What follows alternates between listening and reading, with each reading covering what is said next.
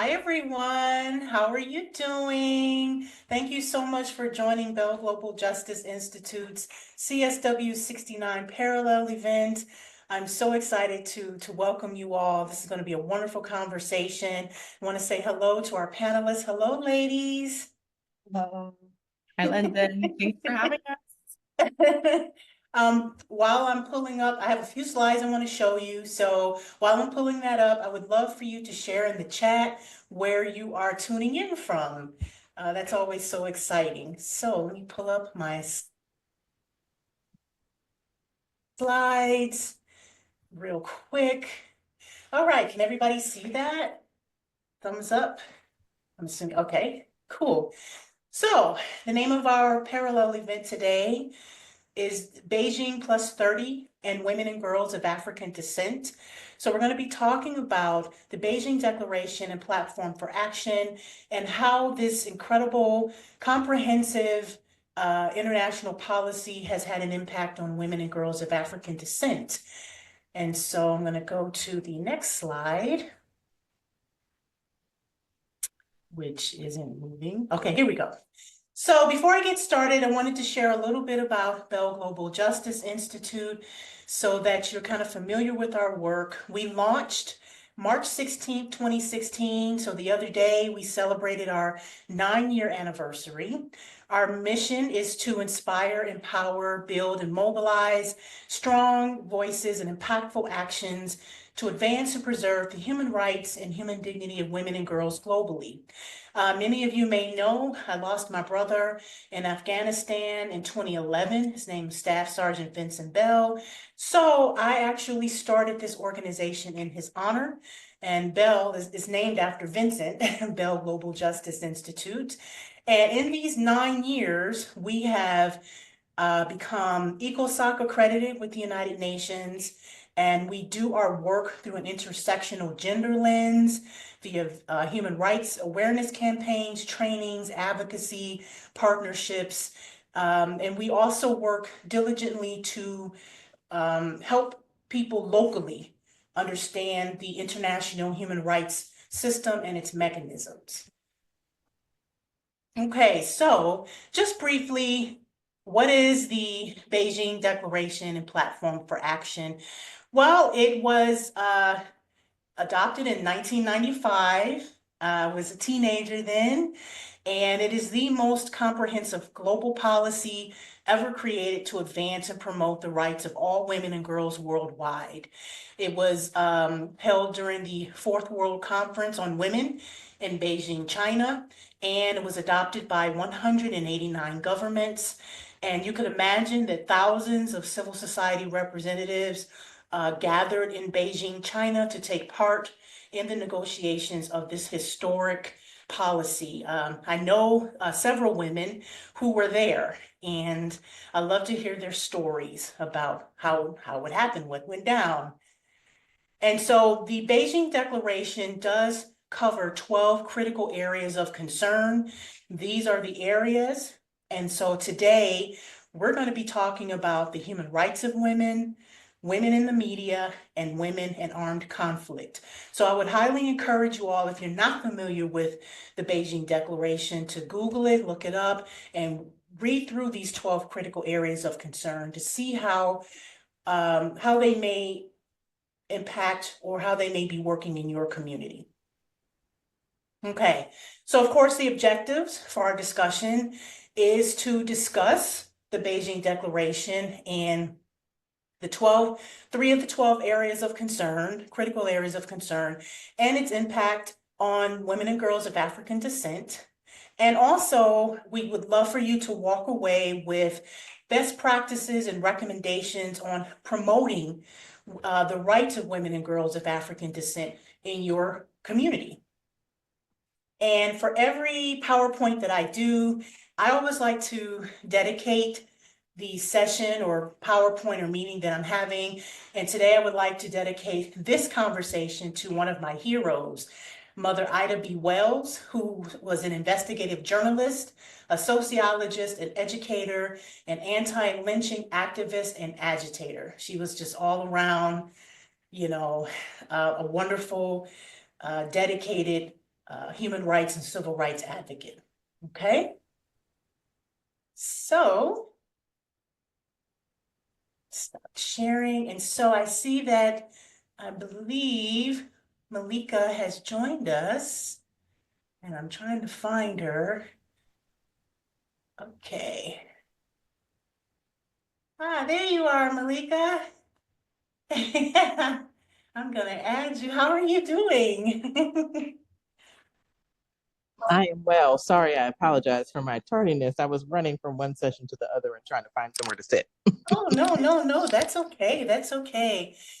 So what I'm going to do is I'd like to do this kind of interview style where if you're not talking, if you could please mute yourself, that would be great. Okay, great. Let's see.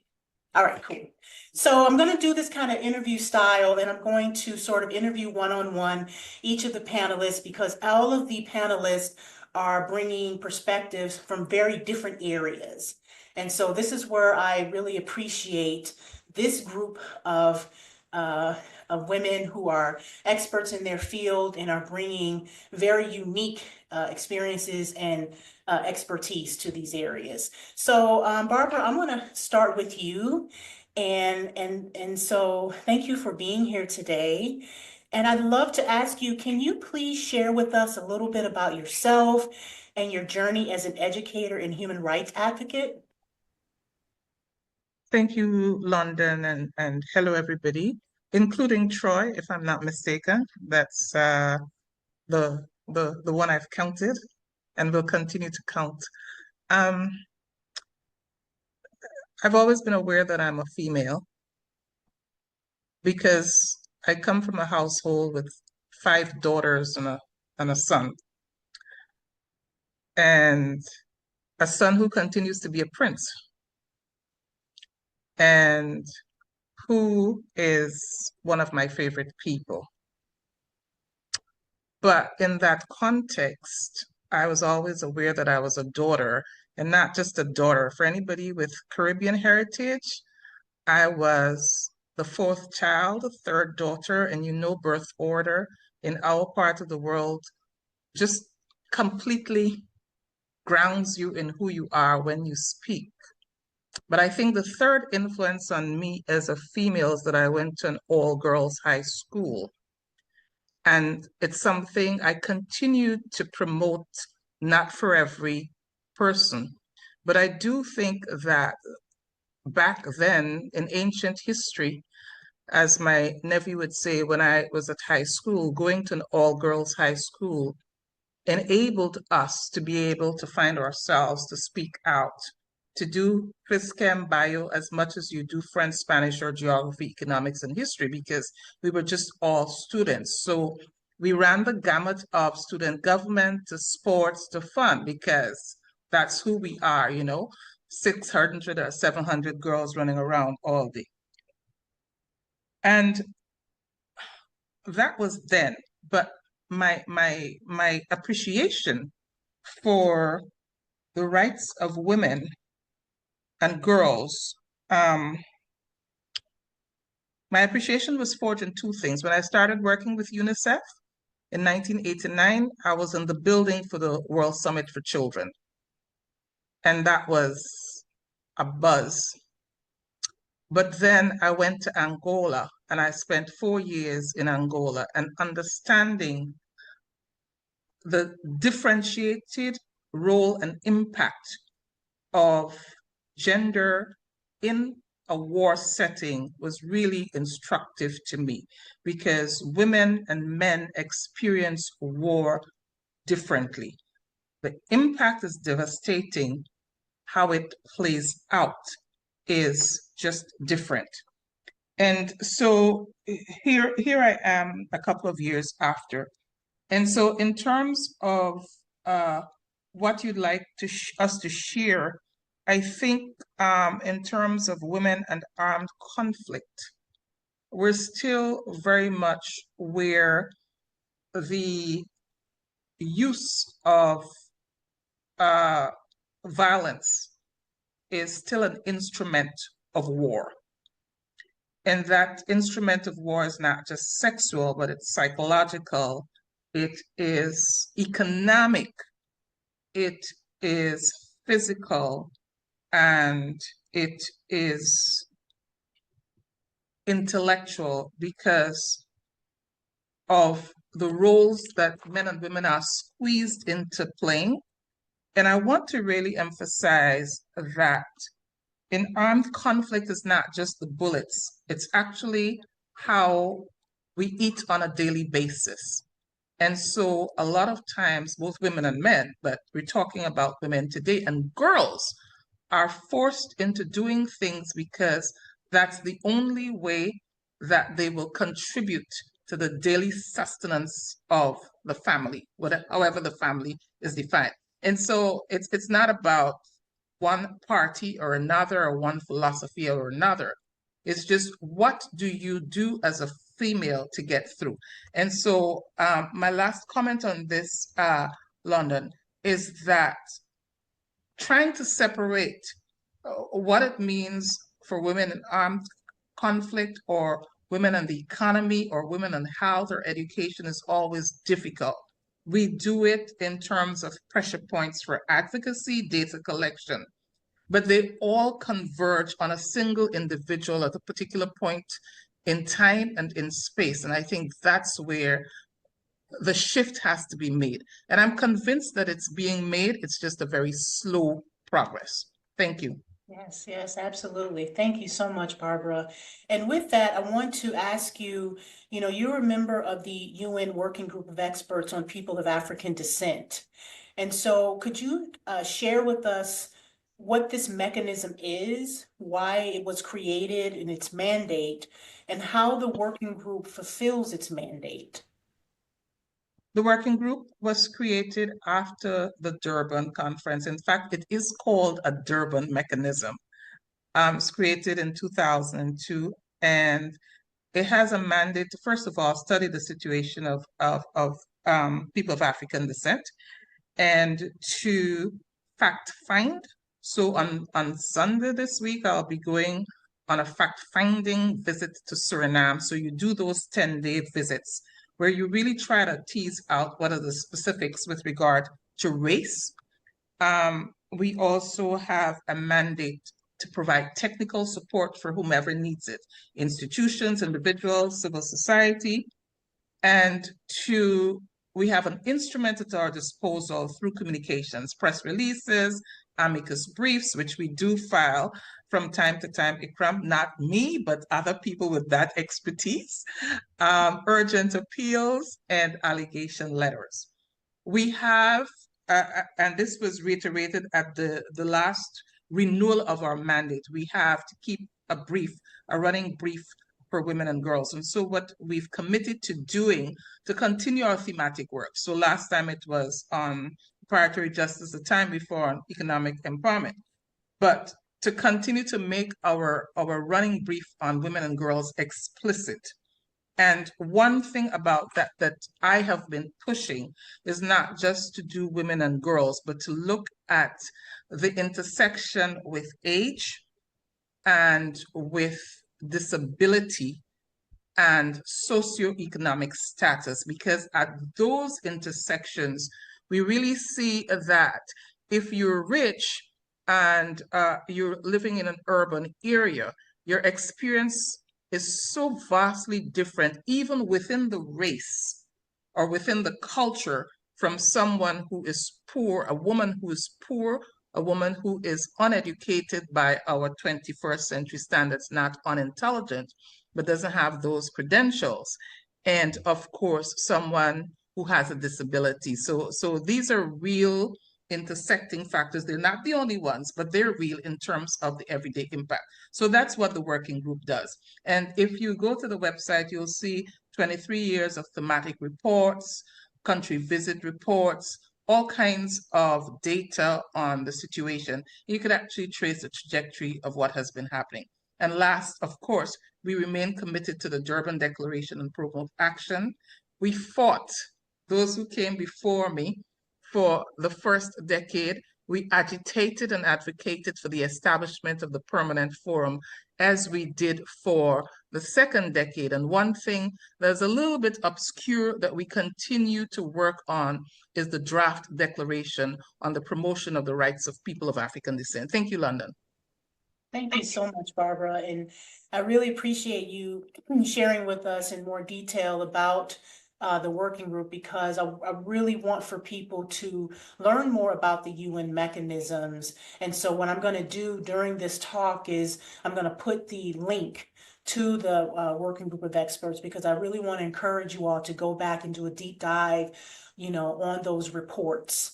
Okay, so thank you so much. And I know you spoke about your time in Angola, and you spoke about women in armed conflict. As a member of the working group, what are some of your observations when it comes to the human rights of women and girls of African descent globally? I know you mentioned the intersection of disability and age. What else have you observed? I think our rights have been codified, acknowledged, recognized, and there's been a complete shift in how we're able to realize those rights in terms of work, decent work, representation before the courts, but not so much in terms of political participation or leadership, or in the boardroom, and the data speak for themselves. I am concerned that domestic violence is still a real issue, particularly in my region. And what is of concern to me is that we've seen more and more young girls being perpetrators of violence in schools, particularly high schools, what you would call junior high schools in our region. So there's something going on there that, the sociologists would tell us is a carryover from enslavement and colonization and all of those things. But there is that. I think overall, while the situation has improved, there's still some sticking points. And I mean, politics notwithstanding, if we just do a quick glance across the globe about political visibility of women, that in itself tells the story.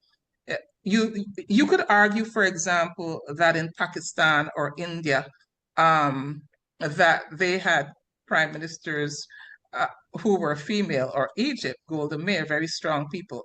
But when we really unpack it, it's not really about their gender, it's more about their family lineage. And so when you look at where women without that kind of heavyweight name recognition behind them, there is still an imbalance. And so there's some way to go. And the data suggests that women actually make pretty good political leaders. And so we have to circle back. And I need to say this very gently.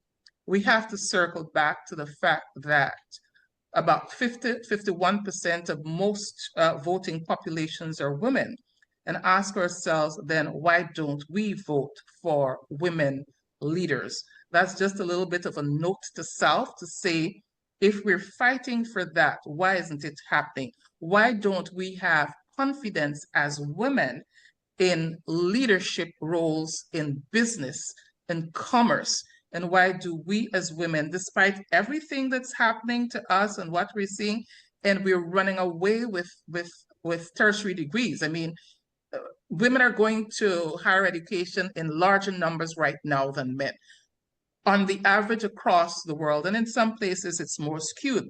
So what is it that's keeping us back from voting for another woman, whether it is in the State House or in the boardroom, or to lead, these mega institutions? And we see it in education, for example. You go to a typical primary school where the teachers are female, but you have a headmaster. You go to a secondary school where the teachers are mostly female, but you've got a male principal. The university president, let me not talk about personal stories about that, but you see what I mean. And I think there's something within the race, I like to talk about the healing within the race. And among women, I like to talk about what are we doing to fix those spaces and places where we still have not achieved parity. Thank you, London. Yes, absolutely. No, I think that is a question that we really do need to explore around the world. I know we need to explore that more in the United States. You know, we've never had a woman president here in the United States, and we're still waiting for that day, you know. So yes, tell us a little bit about, so you all, the working group had its 35th session at the United Nations headquarters in New York in December 2024. And so this session was focused on reparatory justice for Africans and people of African descent. Can you share some highlights from this important session and how the outcomes of this session and future sessions on reparatory justice may impact the lives of women and girls of African descent? London, thank you. Just a bit of a factoid. I started working in Beijing for UNICEF as Chief of Education in 1997. And I did go to the Great Hall of the People where a lot of the Beijing conference was held, which I thought was fabulous. Now, the last session, we basically looked at 5 broad areas. We looked at the political, the legal, the economic, the social, and the cultural. We focused on states. We continue to remember that in addition to states, member states and their precursors to the 21st century, member states in Europe and North America, that religious autocracies were very much implicated in slavery and colonization. And so were large commercial houses, the precursors to the Lloyd's Bank and all of those people. So there's still a work to be done with those, even though we see the Anglican Church stepping up and some universities.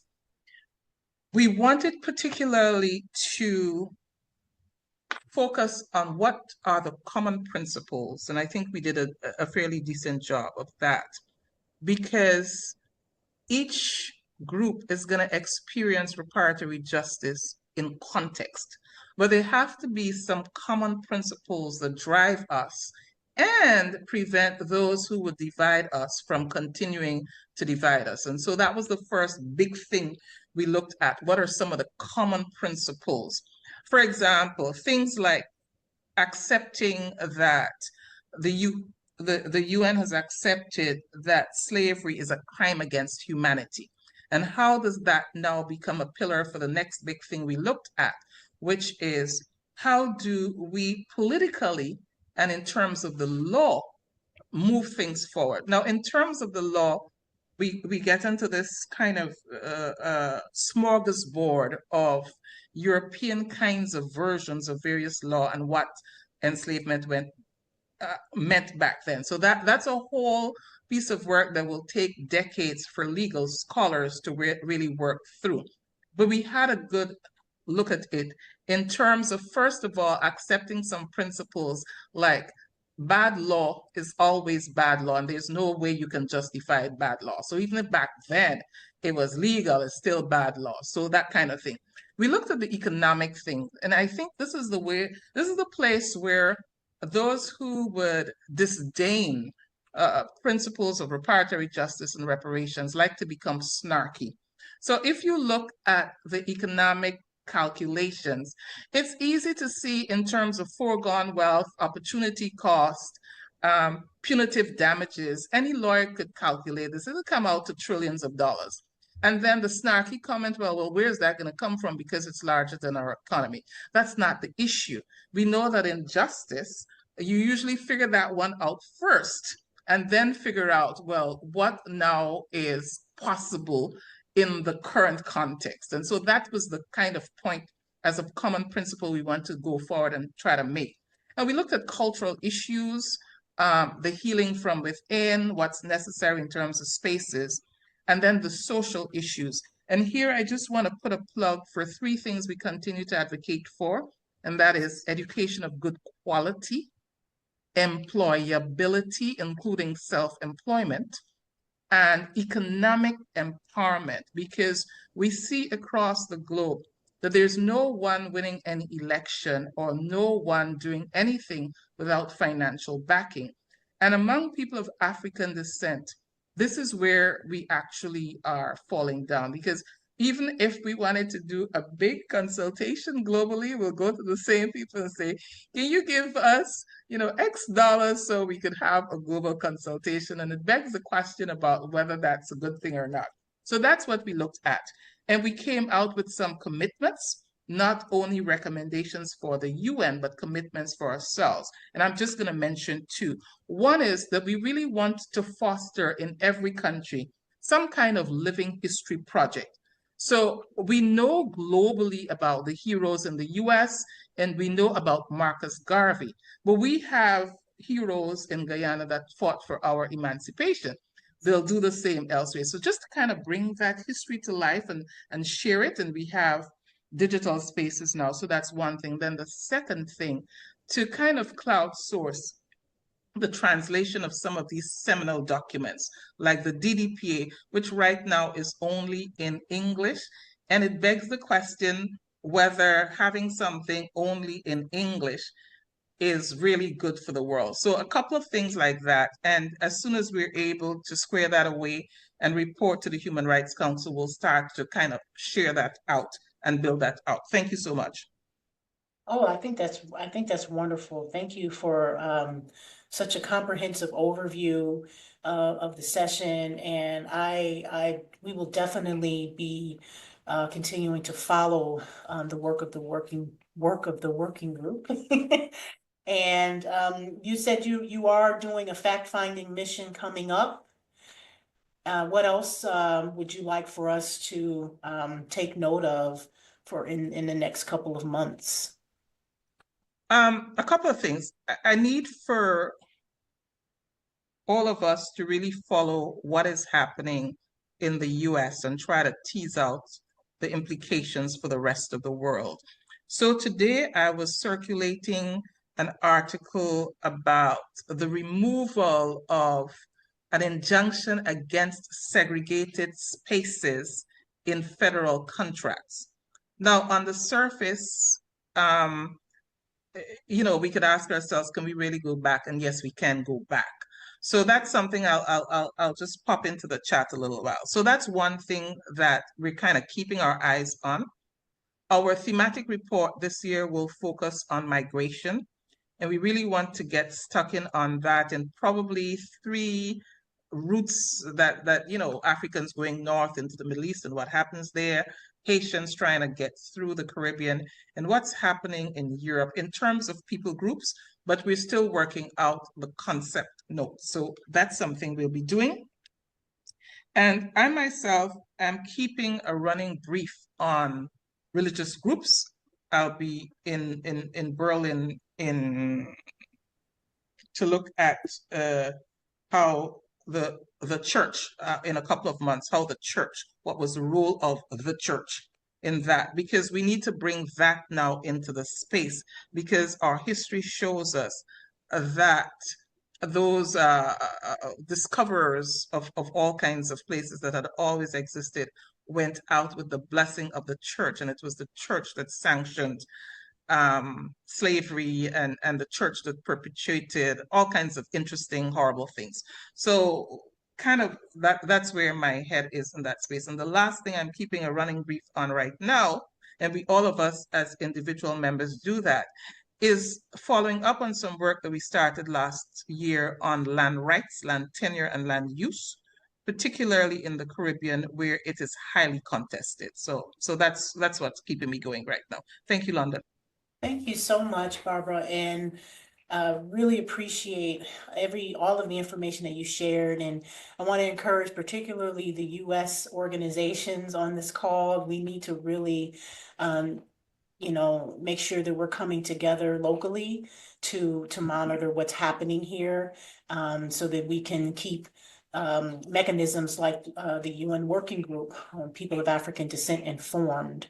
So thank you again, Barbara. What we're going to do is I'm going to save the questions for the end after we talk to all of the panelists. So if you have a question now, please write it down, and we will definitely come to you once we've gone through and spoken to all of our panelists. Okay, thank you again, Barbara.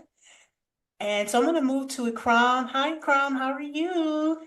Hi, London. How you doing? Good, good, good. And so I'd like for you to talk a little bit about your local experience, but first I'd like to ask you if you could share a little bit about yourself and how you became inspired to be a human rights lawyer.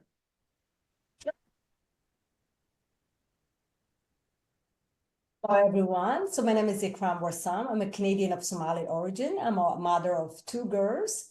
I grew up in 3 different continents, particularly in East Africa, West Asia, or otherwise known as Middle East, and of course, Canada. I did my university degree here in Canada. I was initially, I will say, before even I joined the whole human rights world, I was mostly interested at the beginning in criminal profiling. So I pursued criminology. And following that, I went to law school. And my main motivation, to be quite frank, wasn't race discrimination because of my background. Because I live in a country where race discrimination was non-existent, if I can put it that way, it was mostly gender discriminations because I live in the Middle East and in East Africa. And I live in a country where actually women were not even allowed to drive. So that was my main factor when I went to law school. I am currently a human rights lawyer. I practiced for over 20 years. I mostly litigate human rights cases before various courts. And but initially, before actually I went to human rights, I wanted to become a corporate lawyer because I work for a big oil company. But it just happened that I did an internship at a national human rights institutions, and fate intervened. So human rights chose me, and I never looked back. So that's my introduction to human rights. And I currently, as I say, I litigate human rights cases. I mostly, and a lot of people are not aware, mostly we focus always on employment when it comes to discriminations. But a lot of people, especially in Canada, and I'm guessing will be a similar issue in other Western countries, no one talks about racial profiling by financial institutions.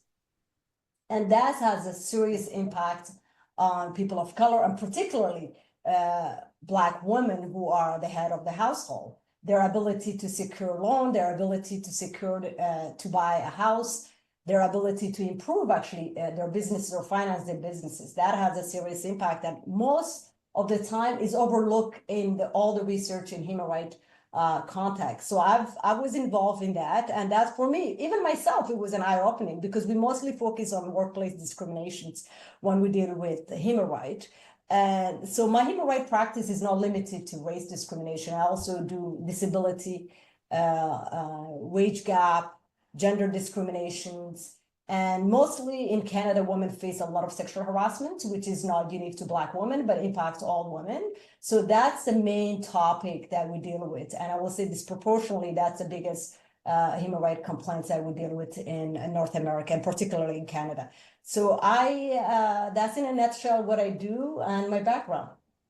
Oh, wonderful. Well, thank you so much for sharing. And you also, like myself and Brenda, we are fellows, African Descent Fellows for the UN Office of the High Commissioner for Human Rights. And so I'd like if you could share a little bit about how you became a fellow and how it has impacted your work. And then also talk a little bit about the Global Black Collective Institute, of which we're all founding members. Thank you, London. I actually, it was by fluke. It was a colleague of mine who told me, oh, there's a fellowship at the UN. And one thing we've noticed in Canada, especially when you practice law, our focus is mostly on Canadian law, but we never connect Canada international obligations and what they say internationally and what they do locally.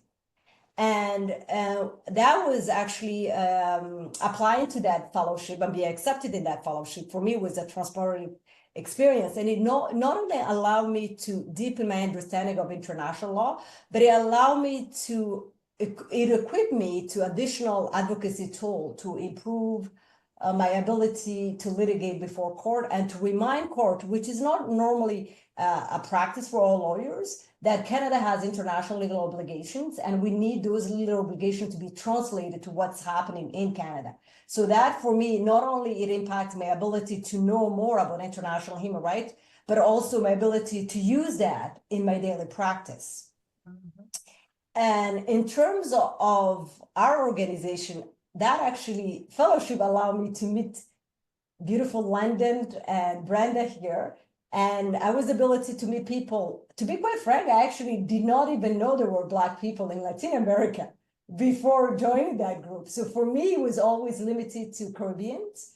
And by joining that UN group, I was able to see that not only there was a Black people in Latin America, but also in Asia Pacific. So that was for me a chance to discover that people of African descent are all over the place.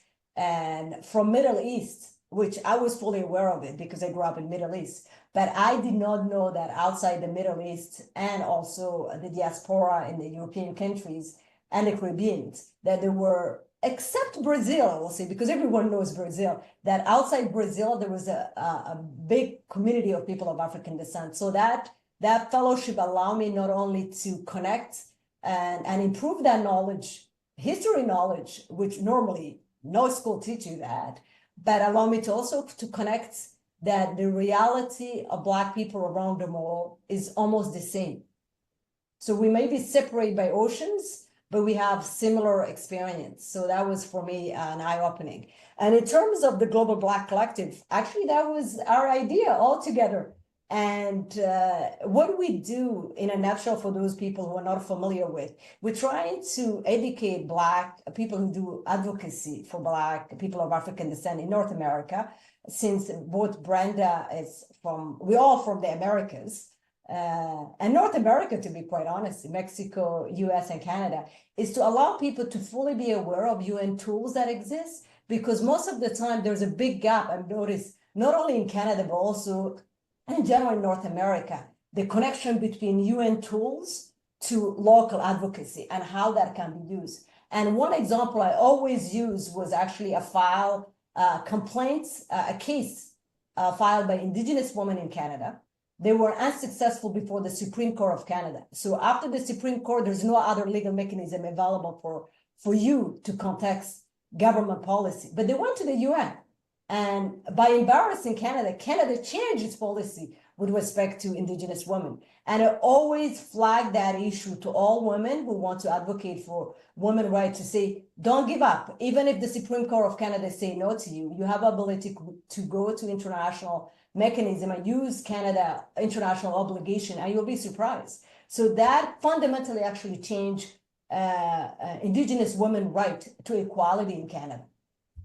And that's one of the main case where we make reference when we talk about the impact of international human rights to local law in Canada. So I will stop at that, and I'll let you ask any other question you have, Lyndon. Yeah, I do have two more questions, but first I want to just stop and say for a minute that 2020 was a pivotal year in the United States and beyond, with the deaths of George Floyd, Ahmaud Arbery, and Breonna Taylor. And joining the fellowship that year, it was virtual. We joined the fellowship that year. It was so important, I think, for all of us to be together during that time and to be able to talk to one another and connect with one another, around the world in the diaspora. And I remember reading about George Floyd's family going to the UN. Same thing happened with Mike Brown in 2014. So it is really important to understand how to use the international system, how to use these mechanisms to bring awareness to some of these issues here at home, and to do that advocacy and to raise those issues internationally so that we can bring awareness to the world and to get the backing and the support from the UN and other communities. So I just wanted to point that out. And so Ikram, for you locally, as a human rights lawyer and woman of African descent, you've already shared some of the things that you've noticed about discrimination by banking institutions, sexual harassment. What are some additional observations that you've seen locally on the status of women and girls of African descent? And what are some of the barriers to women and girls of African descent enjoying their human rights and fundamental freedoms fully and equally in Canadian society? Sure. That's actually a question that might require a whole day actually to answer, because the struggle of women in general in Canada, it's very vast, to be quite frank. And if we look, for example, if we limit ourselves to a Black woman, for example, there is the issue of discriminations in terms of employment and workplace. You all are familiar with last hire, first fire. There's a serious issue, and I will focus mostly on the federal level, career advancement promotions. So in Canada, for example, we've noticed that Black women and Black women in general are clustered at their lower level positions. And this is the same for federal government or federally regulated institutions. There's the issue of underrepresentation in leadership role that also affect Black women in education. There is also the issue of racial biases in discipline in school, for example, that is very that exists also in Canada. And most importantly, I will say in terms of healthcare, medical racism is still impacts Black women in Canada. And what is even more, I will say, our situation is even a little bit different than the US, because there's no funding in research when it comes to women. So in Canada, for example, in the US, we use most of the time data from the US to advocate for Canadian women, even though it doesn't really apply, because the reality, although similar, is quite different, right? And so there's not a lot of funding in data that deal with medical conditions, Black people in general, but Black women in particular. There's not also a lot of data that deal with maternal mortality in Canada.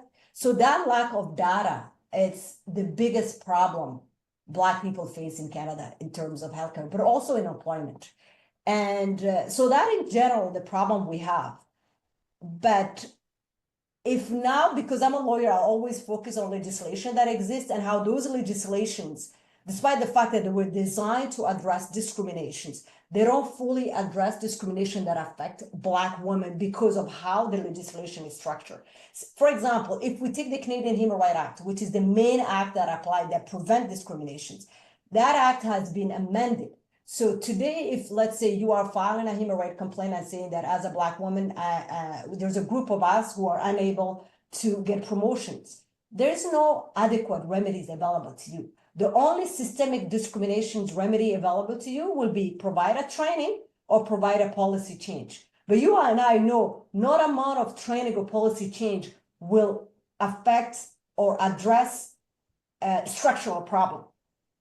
It's like saying that we will provide a training to allow people on wheelchair access to employment. But if you don't change the door of the office so that person on a wheelchair can access it, no amount of training will change anything. At the end of the day, we are creating an employment barrier for that person. And always use that because people understand physical disability compared to other type of discrimination. So that's the main problem. There is no meaningful remedy that exists in that legislation. Same thing with employment equity. In Canada, employment equity protects four groups: the people with disability, women, and Indigenous people, and what we call in Canada, visible minority.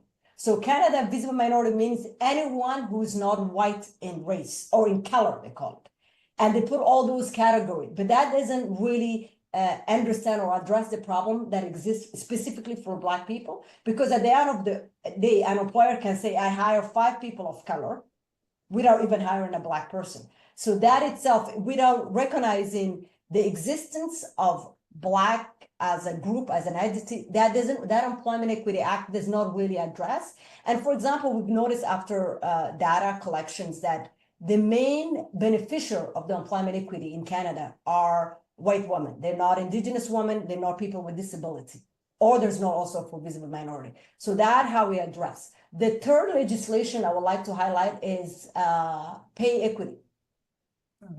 In order to address pay equity, you need to identify that women are not the same. For example, women with disability will not be the same situation than women without a disability. And same thing with Indigenous women, because of the level of poverty that exists among Indigenous community in Canada. Their needs is not the same as Black Canadians, Black female Canadian, or white Canadians, white female Canadians. So the way it exists now, our pay equity, it only recognizes women. So if there's a wage gap that exists because you are a person of color or because you are a Black, that is not factored in.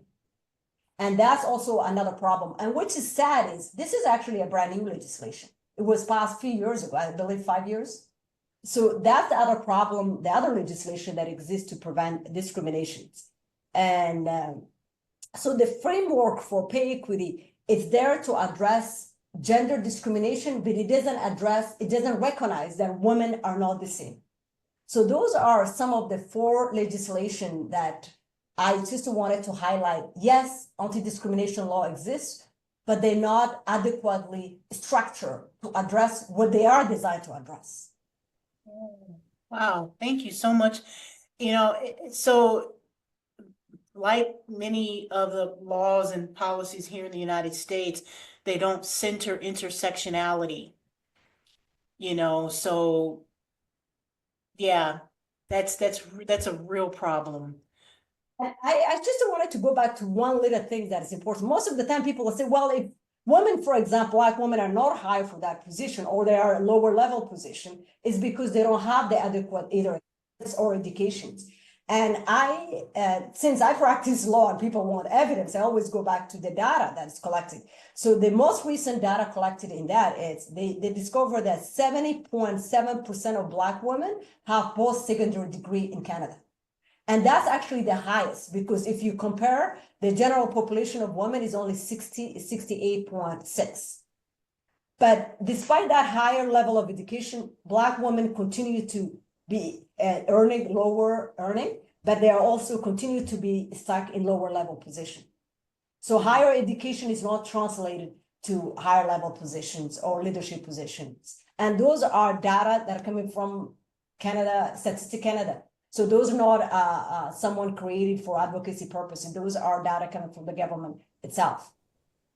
Yeah, yeah. Thank you, Ikram. And do you have any recommendations you can share for those of us that are on this Zoom today on ways that we can have effective advocacy for women and girls of African descent? I think again, I'm influenced by my background and my practice. So I will say, not amount of rhetoric will effectively change anything. Yeah. So it's one thing to talk about it, but for me, in order to, if the government is serious in addressing gender discrimination, they need to have appropriate legislations. And when I say appropriate legislation that have appropriate remedies that address the structural problem, not just to say, okay, there's a discrimination and the solution is to provide training or policy change. Without legislative change, there is no behavioral change, because people change if they know there is a consequence. For example, if it was an employer and my only remedies at the end of the day, if someone won against me, is to provide a training, I'll provide a training, because it takes maybe $10,000 to hire someone to provide a training. But if the consequence is for me to look at the structural employment that exists, that I have to change, that I have to have goals, a specific number to meet at the end of the day, then I will think twice before I act in a manner that's discriminatory. That doesn't mean it would put an end to the discrimination against women, but people would think twice when there's a strong legislative mechanism that are in place.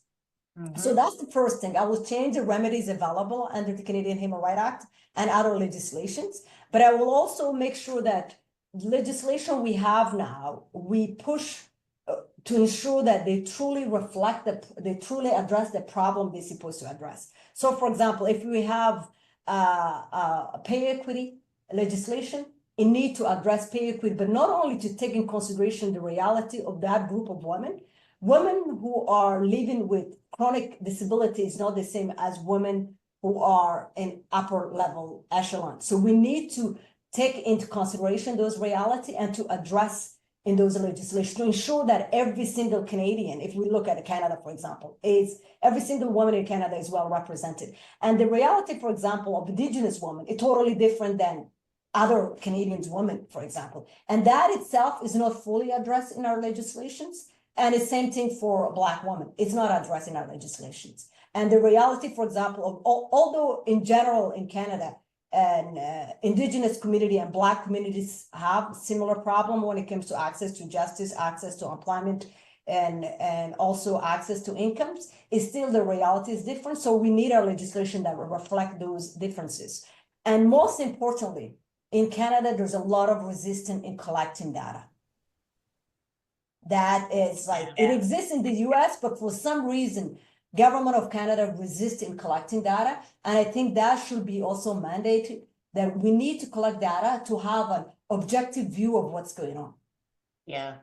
And I will leave it at that for now, but I will say that's the main thing. Yeah, I thank you so much, Ikram. And I'll add that, you know, in order for true legislation to be to really have an impact, we need more Black women and disabled people and people of color that are legislators that can work from that lens, through that lens, to ensure that this legislation comes to reality. We need Oh. people at the table, you Oh, I know. totally agree with you. And Yeah. actually, in response to a question Barbara raised, which is what is the impact of US policy in Canada? I wanted just to flag one important thing that happened. Canada was a world leader in gender equality for years. Actually, our prime minister used to call himself a feminist. But in last week, we eliminated the department that deal with women and gender equality in Canada. So that doesn't exist anymore. So we don't have a focused leadership, a dedicated department that provide clear policy and directions when it comes to gender issue. And that fundamentally, I don't even know who's representing Canada now at the international conference, to be quite honest, because that department no longer exists. And everyone now know that that is in result of what was happening in the US, that we eliminated a lot of minister. But in terms of, since we're talking about women, it's a fundamental change for Canada, because Canada was known for years as a global leader in gender equality. Wow. Yes, I did hear about that.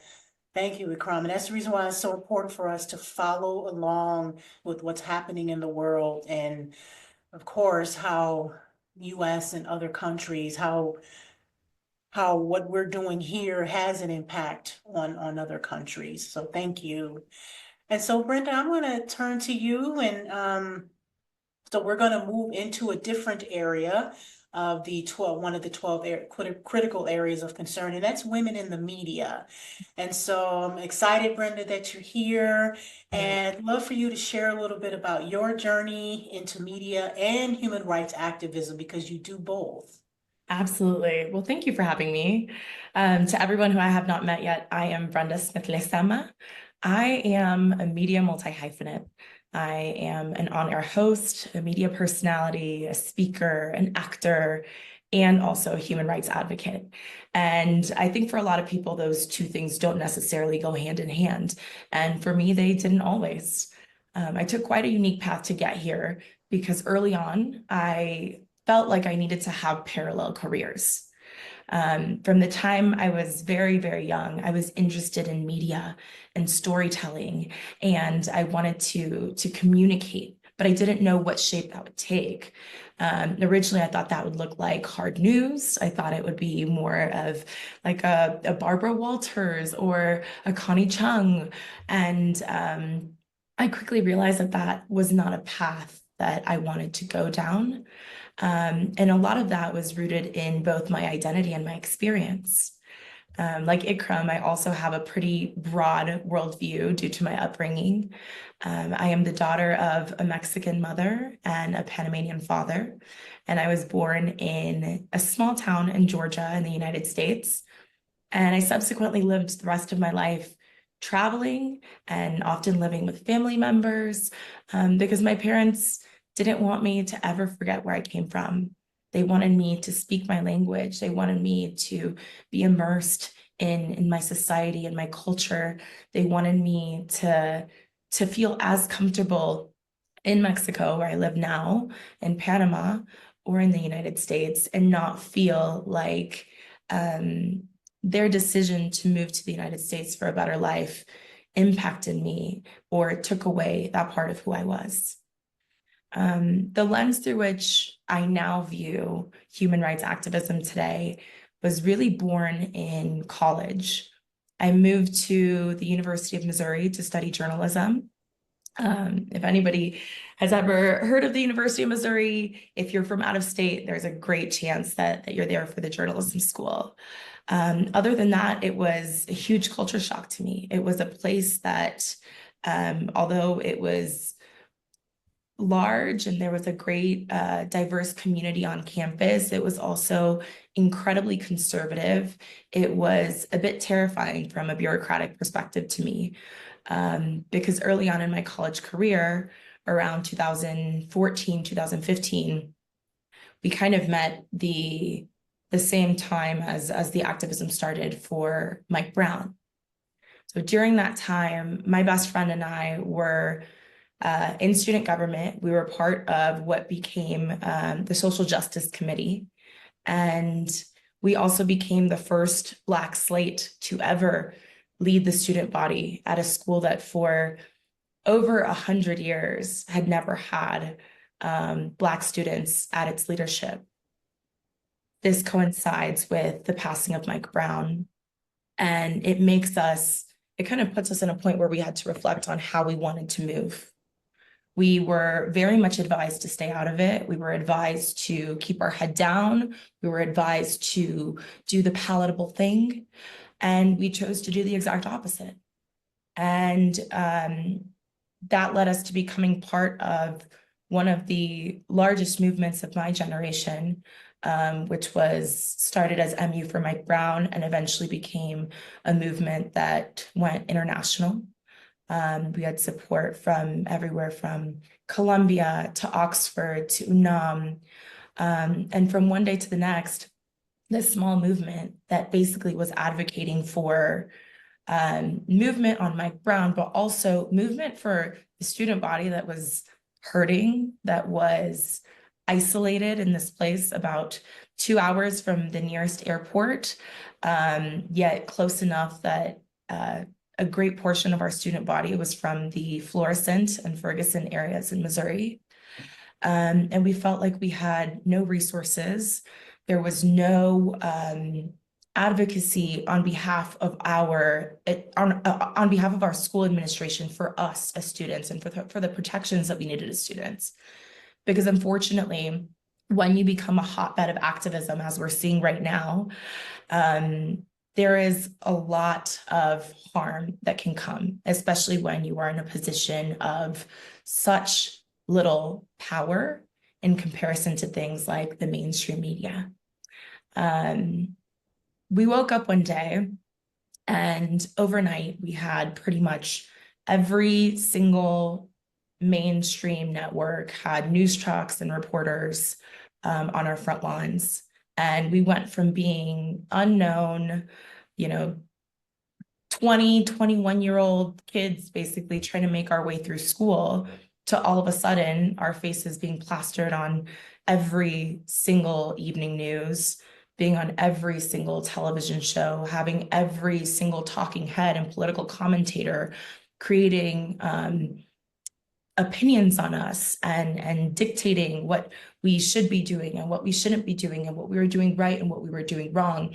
And although we felt very strongly about fighting the fight in the way that we saw fit, I think we were very blind to the power of the media and what effect that would have on our everyday lives.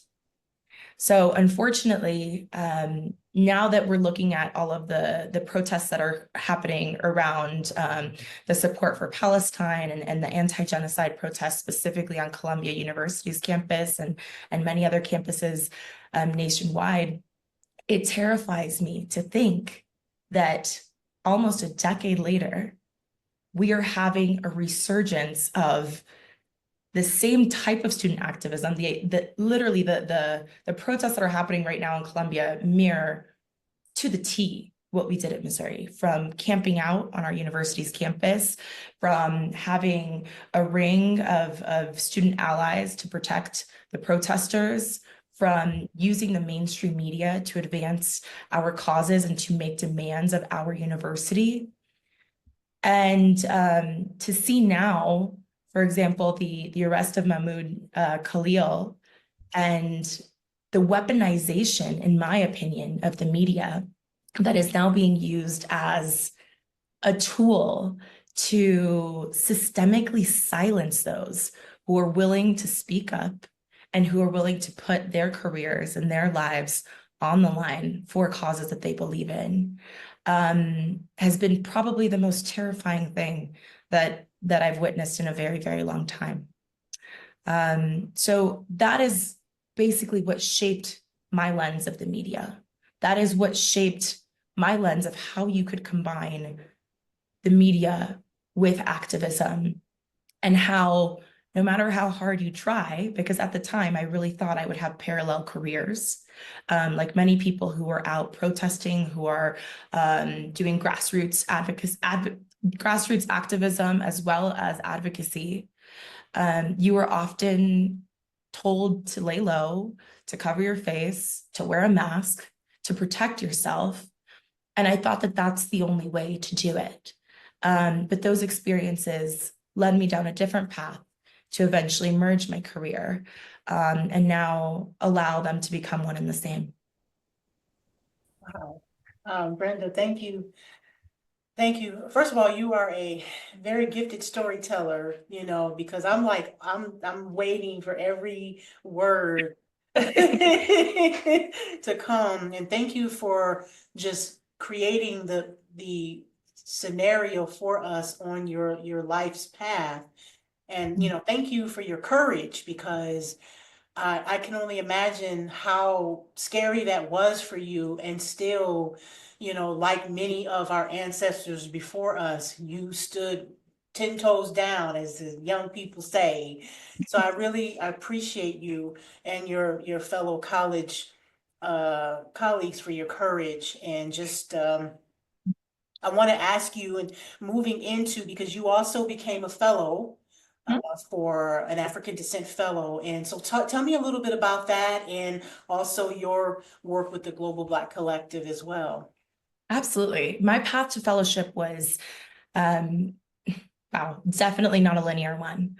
When I left college, I actually left a semester early, because one day I was at my office in the student center, and we get asked to have a meeting with the police department, and they tell us that specifically my address had been leaked on white supremacist websites.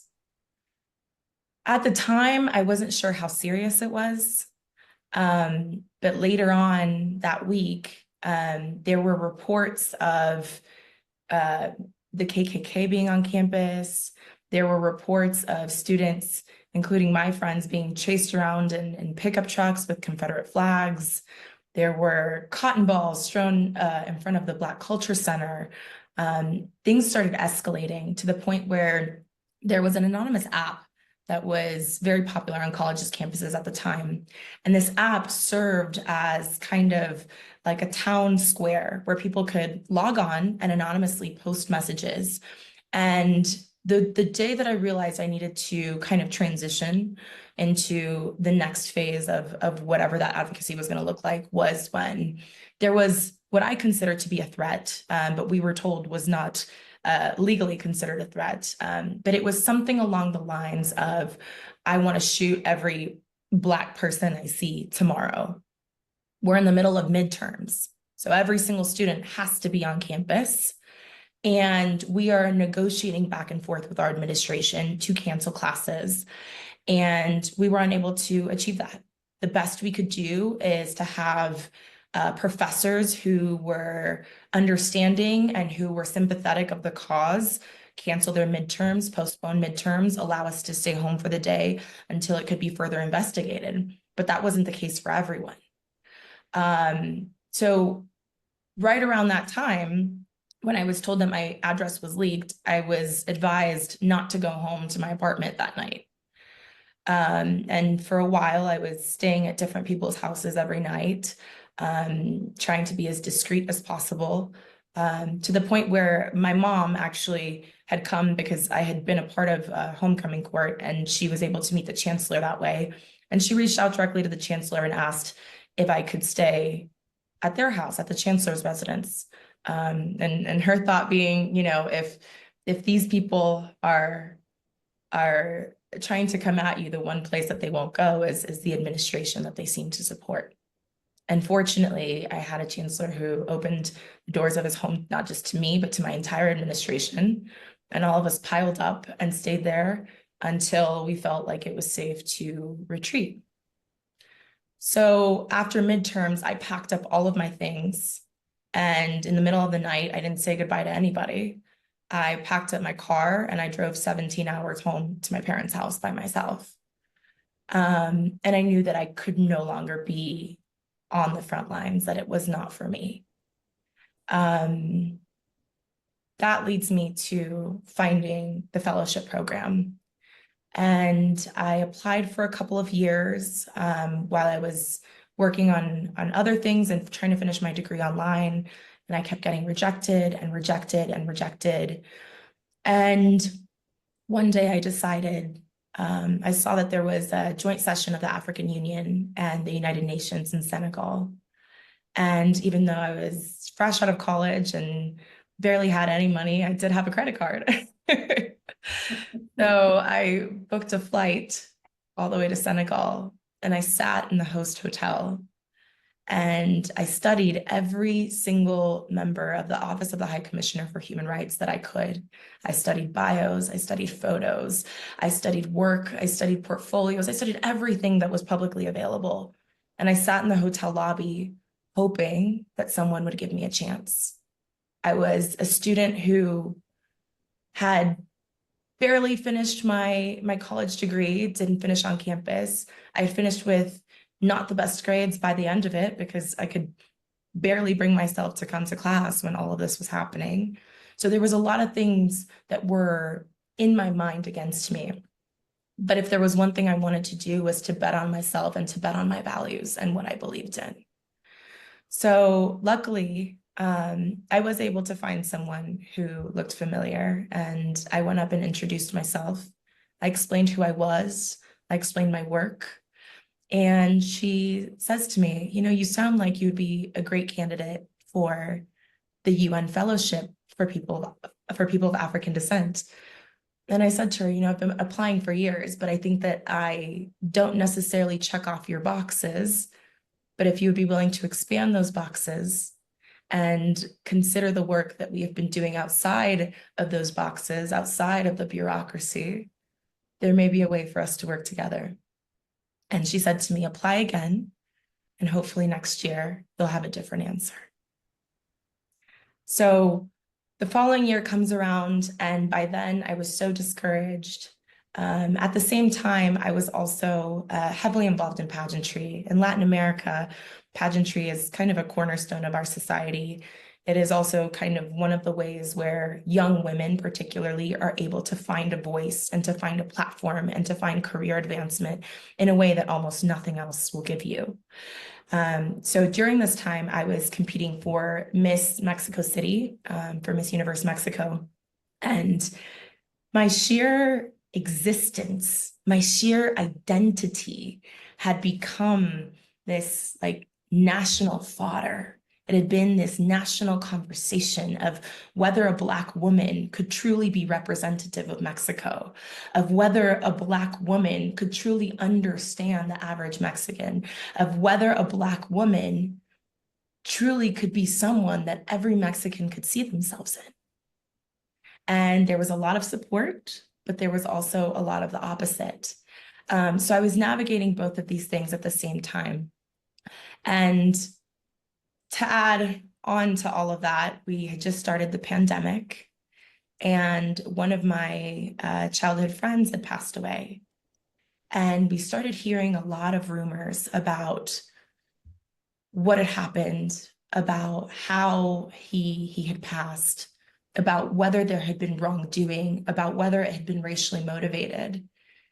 And I remembered exactly what London was talking about, and that is the using the UN mechanisms for the average member of civil society. What does it look like when you know that you need support, when you know that you need help, when your local government isn't being open with you, when you're not getting resources, but then you have these mechanisms that somehow come in and open up a complete array of possibilities that no longer mean that you have to sit in silence. And that's when I remembered Mike Brown, his family, using those same UN system mechanisms. So I decided to apply, and I decided to continue to work with my high school friends as we were doing our own little grassroots campaign to hopefully bring some transparency to the situation with our friend.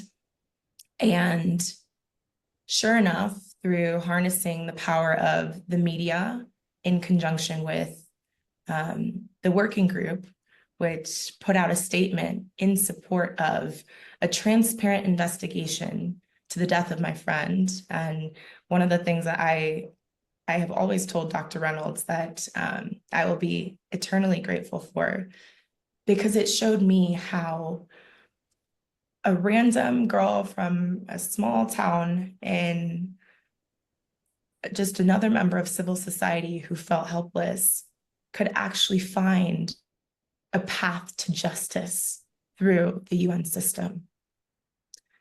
And that's exactly what we found. My friend who passed is Ahmaud Arbery, who every single person in the United States and many around the world were very well aware of by the time the year was over. And I personally believe that a lot of that credit is due to the fact that the UN, specifically the working group, supported us and stood behind us and said, if your local jurisdiction is not going to address this in a way that is transparent, that is fact-finding, we will stand behind you. And to Ikram's point, we will embarrass them into doing the right thing. Mhm. So that was my journey to getting to the fellowship. Thank you so much, Brenda. I'm a little teary-eyed. Thank you for sharing your story, and just you provided such a powerful example of how the UN working group and being a mechanism supported your work and your advocacy for your friend, Ahmaud Arbery. And we still think about him. So thank you so much. I want to have one more question I want to ask you, and I'm going to just kind of combine it with the last question. But I wanted to ask you, through your observations as an Afro-Latina woman, do you feel, or how do you feel mainstream media and independent media in the United States and in Latin America, does it reflect the lived experiences of Afro-Latina women? And if not, how can we ensure that happens? I absolutely do not think that it reflects the Afro-Latina experience. I think specifically in Latin America, I'll say right now I'm here in Mexico, and I turn on the television and rarely do I see anything other than one or two different profiles of people. I think that there is still this this deep desire by the mainstream to have this proximity to whiteness that unfortunately buries a lot of stories that need to be told. When I first started in television, I started in the mainstream media. At the time, I was just transitioning to Spanish language media, specifically on a show that at the time was the biggest Spanish language television show in the United States. And when I got on, I believe it was around 2018, I was the first Black woman to ever be a finalist on that show and to participate in that show.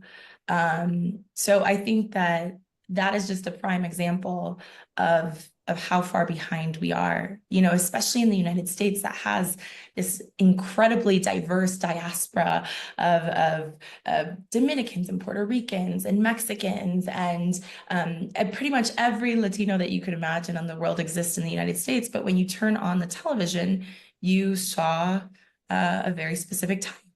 That is changing, I will say. Over the last 5 or 6 years, that has changed quite a bit.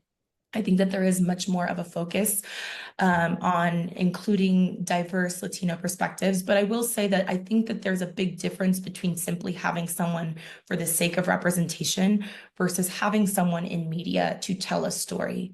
And that's what kind of turned me off a lot from the mainstream media, is they were very proud to say that I was the first Black woman and that they supported my causes, that they supported my advocacy. But then once I started talking about it, it became a problem. And I think that that is where we have to see a narrative shift.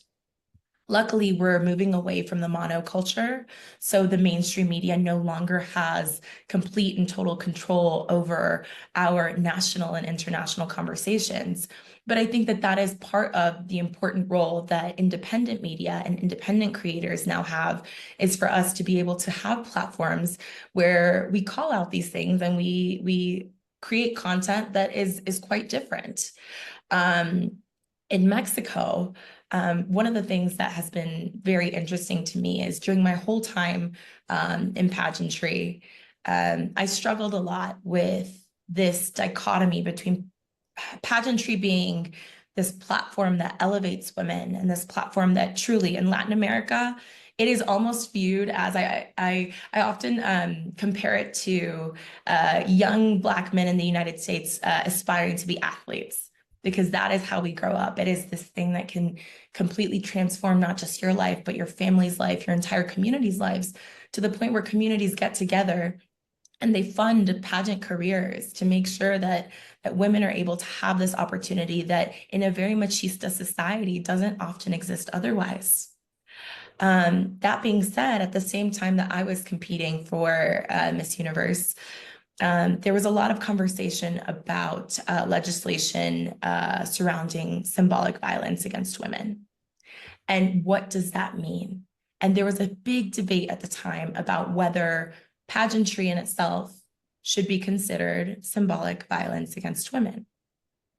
And it was one of the times when I had to sit back and really reevaluate, because I realized that I am part of a system that perpetuates a lot of this violence, as we all are.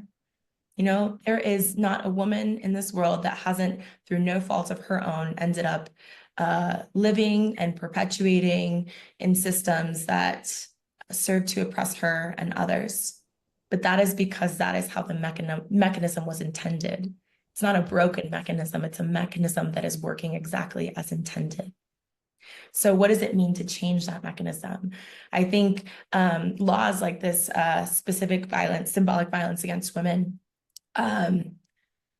present a really unique way of framing it, because specifically here in Mexico, it's not something that is criminalized, but it is now officially considered a factor to other types of violence that are criminalized, such as gender-based violence and femicide. You know, we live in a country where every single day about 9 or 10 women are victims of femicide. So what does it mean when our media is perpetuating stereotypes and ideologies and misogynistic tropes that continue to perpetuate that ideology in the primarily men who commit these types of acts.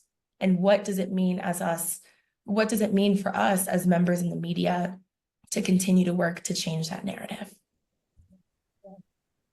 Thank you so much, Brenda. I think I really appreciate, especially talking about, violence against women, gender-based violence, and that is going to move us into our final speaker for our panel. And Malika, Dr. Glover, how are you doing today? I'm doing well. I am actually like not sure I want to go last after all these brilliant women just spoke. This has been an amazing discussion, and I love that all of our speakers are speaking from very different perspectives and areas of expertise. And so, Malika, I would like to now ask you to talk a little bit about yourself. You are a social epidemiologist. If you could share with us, what is social epidemiology, and how were you inspired to enter the field? Sure. Well, thank you so much again for having me. So social epidemiology is Hold on, one quite this second. very, can Before you you hear go me further, okay? do you mean to be off camera? No, am I off camera? I was looking at my notes. Okay, hold on. Okay. See, Okay, I was go looking at ahead, my go notes. ahead. Okay, it took me off camera. I'm going to pull it up on my phone. Okay, So, I get nervous, and when I get nervous, then I forget what I'm going to say. yes, We're all family here. yes. So I want to make sure I have my notes so I don't miss anything important that I wanted to share, and I don't sound crazy at the end of the day. But I will start talking about myself being a social epidemiologist. So social epidemiologist really fundamentally is the intersection of health and society. So how social determinants such as social networks, race, gender, socioeconomic status, environment, policy, and also institutional structures impact and also support social inequality. So at a fundamental level, social epidemiologist focuses on the social aspects of the impact on people's health that is beyond the individual level risk factors that people tend to look at, whether or not you exercise, how you eat, those sorts of things. So that's the focus of social epidemiology, just as a foundation. In terms of how I got to this field, so I grew up in Pittsburgh. I am a child of a Baptist preacher, and grew up whose twin sister is also a preacher, whose brother is a preacher. My granddaddy is a deacon. So I grew up in a household where family church, family community was really important. Both of my parents are one of 12 children, and my dad was very much about Black history. We learned about kings and queens of Africa in church on Sunday and BTU in the afternoon, all of those sorts of things. And my mother loved to travel and very much was always focused on like culture, being exposed culturally. And so she had a lot of international friends. And to the degree that my sister and I both have Arabic names, African names, because they were very much about our names having meaning. Our names had to mean something.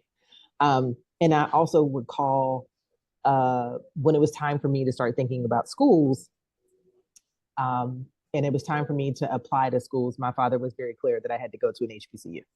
And my high school counselor wouldn't. So I'm a little old. I keep saying that people are my age, and my husband tells me nobody's your age. You're like the auntie now. So and so this was back in the day when like your school counselor would actually pay for your college admission application fees. So I was filling out my college applications because my daddy said I had to go to an HBCU. He was like, look, there's a whole list of them. Pick one. I don't care which one you pick, but you will go to an HBCU. And my counselor almost told my dad, like he refused to pay for my admissions applications for HBCUs because he felt like it was a waste of my intellect. My daddy didn't take that too well. So that conversation didn't go over too well. So needless to say, I applied to a bunch of HBCUs for free because he did exactly what my daddy told him to do. And I went to an HBCU. So, growing up in that kind of house, being in an HBCU, really having a large family who was very, Black pride, all of that. I think really drove, I guess it was an underpinning to just who I am. So it was normal to me. It was natural. I never really thought about it. But it also so happened that I went to Clark Atlanta University, and my freshman year was the Rodney King riot. And so, you know, we had the GBI on our campus and full riot gear. They like rounded up all of the Black men who were freshmen. They all were in one dorm and like put them on the bus and took them all downtown. And I say that to say that I always loved biology. And so science was something I was absolutely always going to do. And I really thought I was going to go to medical school until I had to go to a hospital a couple times to visit like relatives, and I realized I hated the smell of hospitals. Like I didn't like the soap, I didn't like the smell. It was depressing. I was like, there's no way in heck I'm going to be able to like manage this as a career. But I did know the community was always really important to me. But I didn't exactly know sort of like how I was going to like pivot from being a biology major, thinking of med school, to I knew I didn't want to be in the lab. I love genetics, but I didn't want to be in the lab because I like being outside too much. So my second year, a friend of mine asked me to take a biostats class, and my TA happened to be an epidemiologist, and got to talking, and I was in love. Like I fell in love instantaneously. So I was like, okay, so this is it. I was like, I absolutely want to be an epidemiologist. And once then I sort of got through undergrad and started applying to grad schools, I knew that social epidemiology at that point is really what I wanted to do. And so that's how I ended up being a social epidemiologist. And people who know me know that as I describe my experience growing up, there are only two things I love more than God and my family. And that is being a Black woman and being an epidemiologist. Like there are not two things in this world that I love more than those. And so I absolutely would not trade my career for anything. We live in a alternate universe right now that is really sort of detrimental to what I do as a career, and detrimental to who I am as a Black woman. And so it is sort of devastating to still try to push through that regularly as I move forward. But I would not change how I got here. And I love being a social epidemiologist. I love talking to people about global health and policy and emergency response, and how communities are really important in those responses, and providing capacity building for those communities so they're not so reliant on us in the future when other emergencies happen. But in a nutshell, that's how I got to where I am. That's how I got to be a social epidemiologist, and that's what social epidemiology is. Oh, I can see the love. I can see it in your face, in your eyes. You're just glowing right now.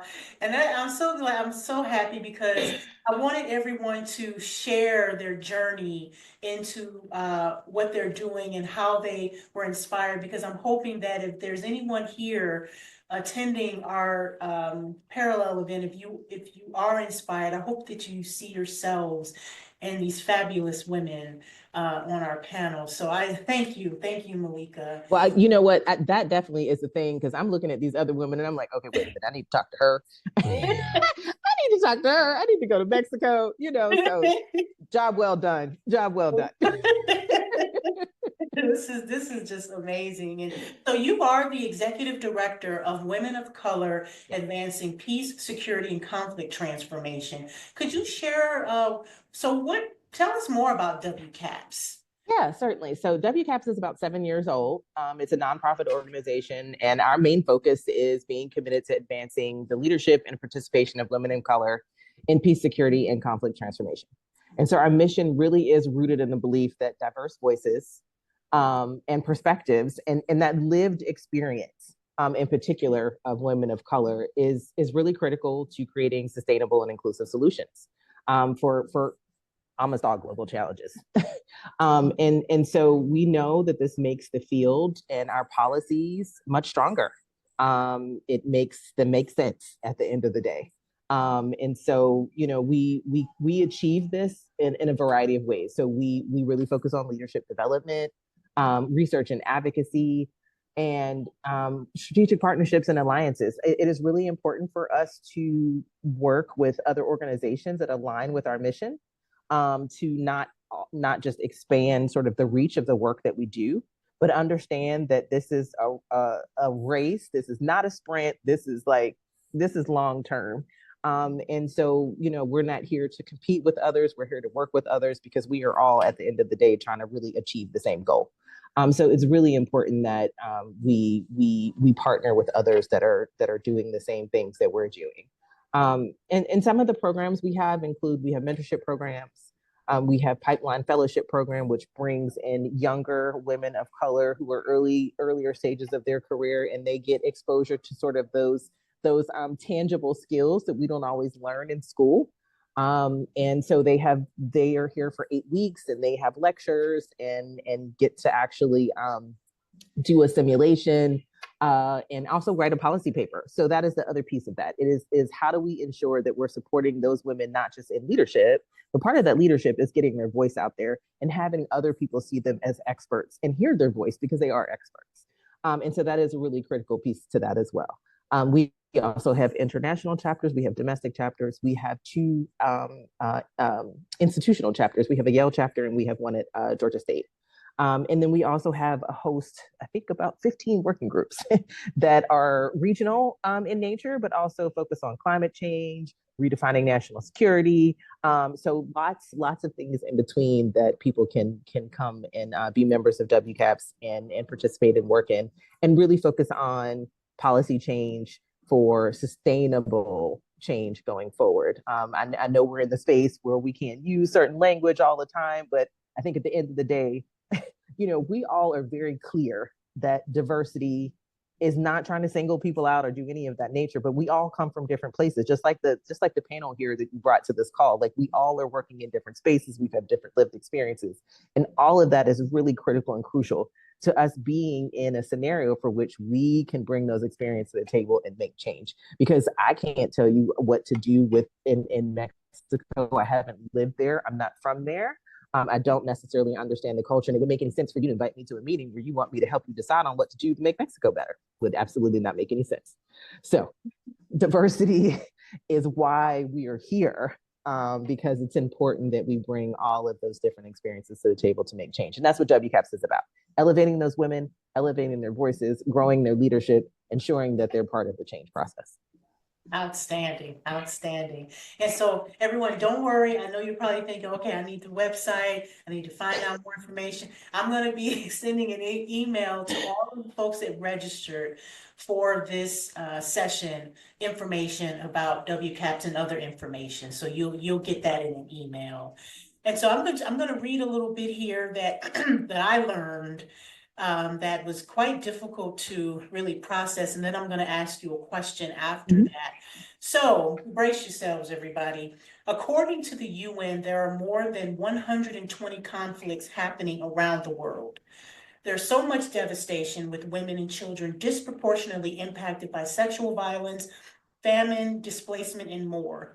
The UN Independent Fact-Finding Mission for the Sudan has reported that 11 million civilians are displaced and 3 million have fled the country.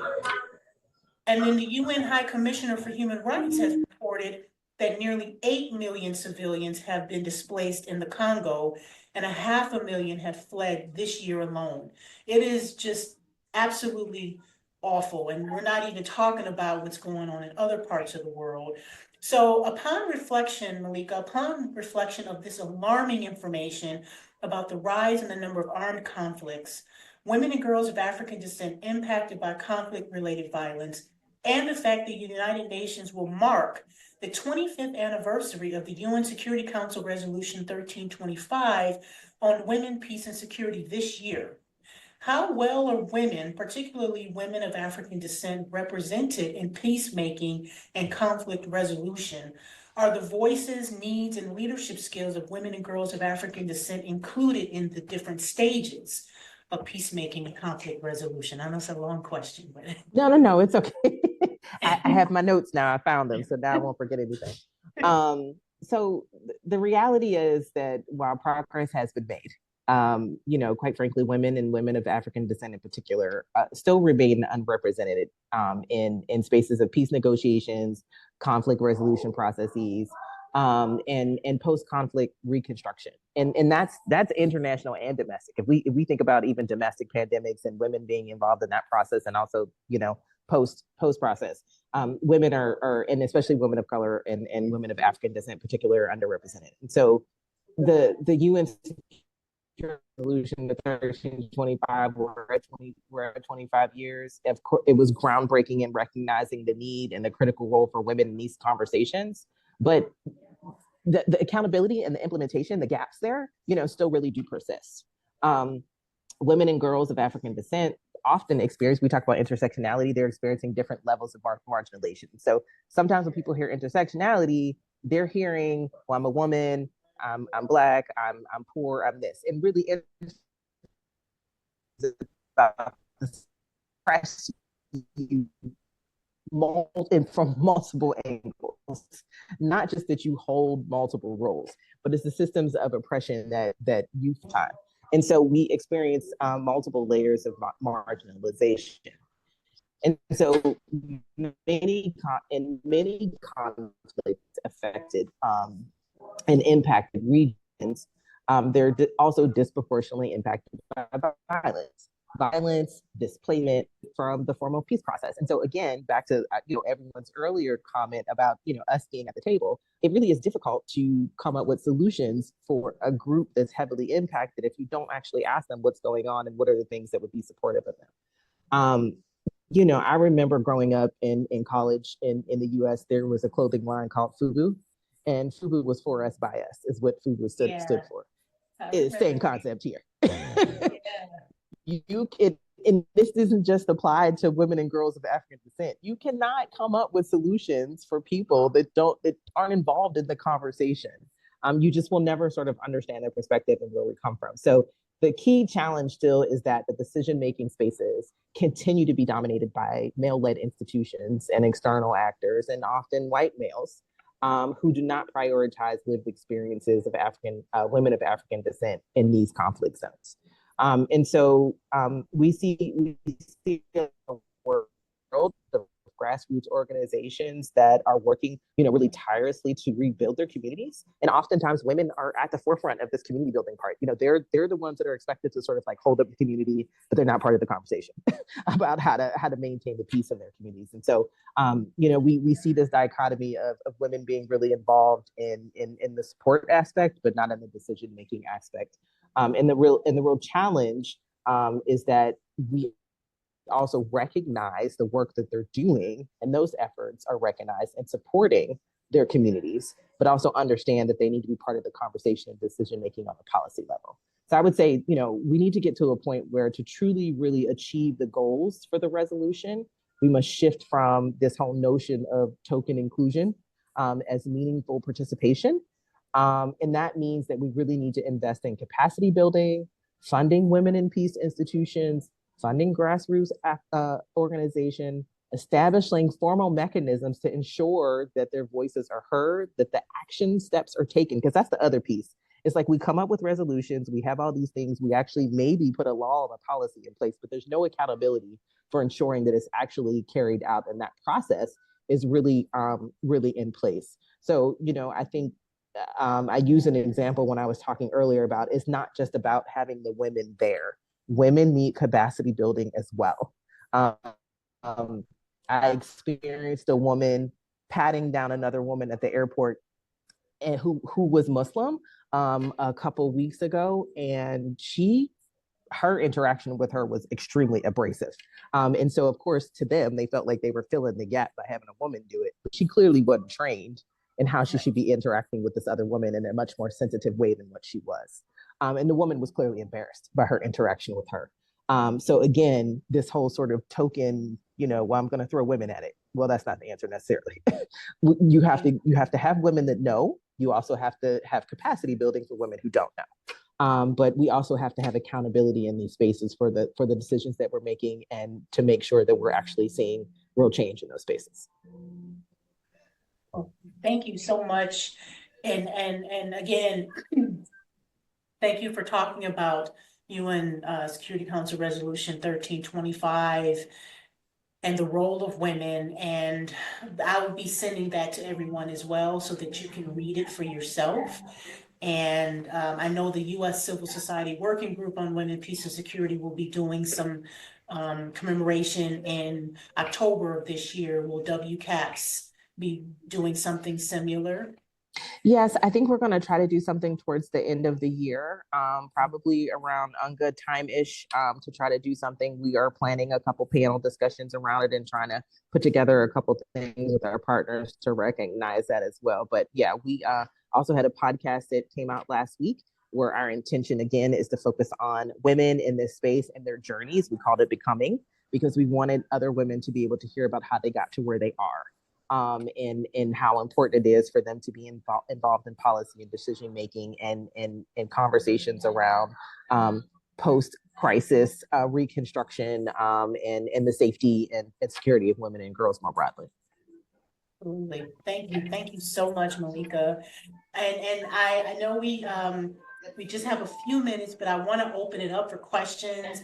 I've been reading the chat, and I want to just thank you everyone for posting in the chat. And if you have any questions, if you could, let's see, raise your hand or put your question in the chat. I know, Ikram, there is a question for you on the Oregon, Canada Parliament that you mentioned. Yeah, okay. Yeah, it was Minister of Women and Gender Equality. Yes. I'll link. I will link the articles so these people will know. Does anyone have any questions? Let's see. Don't be shy. No, then I was looking for the raised hand function here, so I apologize. Oh, sure. But I would love to hear, however briefly, even in the chat, what are some of the priorities for the participants this afternoon? What are they doing in their spaces? And how does this connect with anything any of us has said, so that we can really kind of do that reinforcing, affirming, a layering thing that is so necessary for us to all move forward. Thank you so much. Hello, if I may speak, my name is Noah Kalish. Can I be heard? Yes, and then we have Sheila Harper's afterwards. Go ahead. Thank you so very much.